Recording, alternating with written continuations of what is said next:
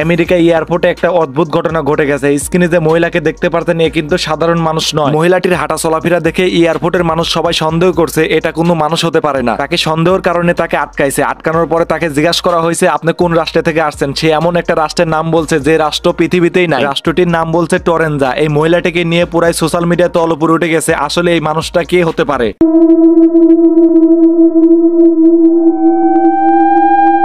বিশেষ করে টিকটকে আর ফেসবুকে ঢুকাই যাচ্ছে না শুধু এই মহিলাটির ভিডিওর জন্য। যে যেভাবে ভিডিও বানাতে পারছে সে সেইভাবেই ভিডিও বানাচ্ছে মহিলাটিকে নিয়ে। মানে যার মনে যা আসছে সে শুধু সেই কথাই বলে যাচ্ছে। ভিউ কামানোর ধান্দায় মানুষকে আতঙ্ক দেখিয়ে শুধু ভিউ কামাচ্ছে। মানে আমি অনেক ভিডিওগুলাই দেখছি মানুষকে শুধু আতঙ্ক দেখাচ্ছে কিন্তু কেউ সত্যটা তুলে ধরছে না। আর সত্যটা তুলে ধরবে কিভাবে? সত্যটা যদি আসল ঘটনা পাবলিক জেনে যায় তাহলে তো আর তাদের ভিউ হবে না। আর নিউজের কথা কি বলবো ভাই, এখন হচ্ছে নিউজও ঠিক নেই। তারাও মনে হয় নেমেছিল।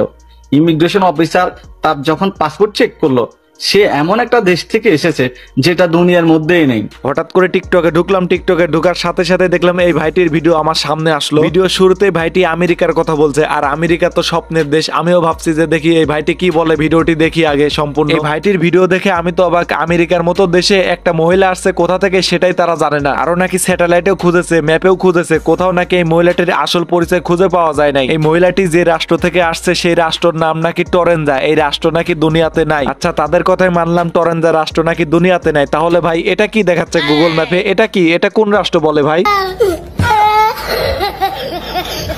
মানে ফাইজলামের একটা লিমিট থাকা উচিত। এমন এমন কথা বলে ভিডিও বানায় সাধারণ পাবলিকদের একদম পাগল করে ফেলছে। শুধু আমি এই ভাইটিকে বলছি না, এই ভাইটির মতো আরো হাজার হাজার মানুষ ভিডিও বানাইছে এই বিষয় নিয়ে। আমি এই মহিলাটির বিষয় নিয়ে যতগুলা ভিডিও দেখছি একটা ভিডিও তো সত্যটা তুলে ধরে নাই কেউ। এটা নিয়ে অনেক মাতামাতি হচ্ছিল, এটা নিয়ে অনেক ভুল বোঝাবুঝি হচ্ছিল। এই জন্য ভাবলাম এই বিষয় নিয়ে আমি একটা ভিডিও দিই। আর সম্পূর্ণ যদি এই মহিলাটির সবকিছু বিষয় নিয়ে বুঝিয়ে তোমাদের বলতে যাই তাহলে আমার ভিডিওটি অনেক বড় হয়ে যাবে। এই বিষয়ে কথা বলে আর ভিডিওটি বেশি বড় বানাতে চাই না। আশা করি তোমরা এটুক ভিডিওতেই বুঝে গেছো আমি কি বোঝাতে চেয়েছিলাম। তো আজকের ভিডিওটি এই পর্যন্তই।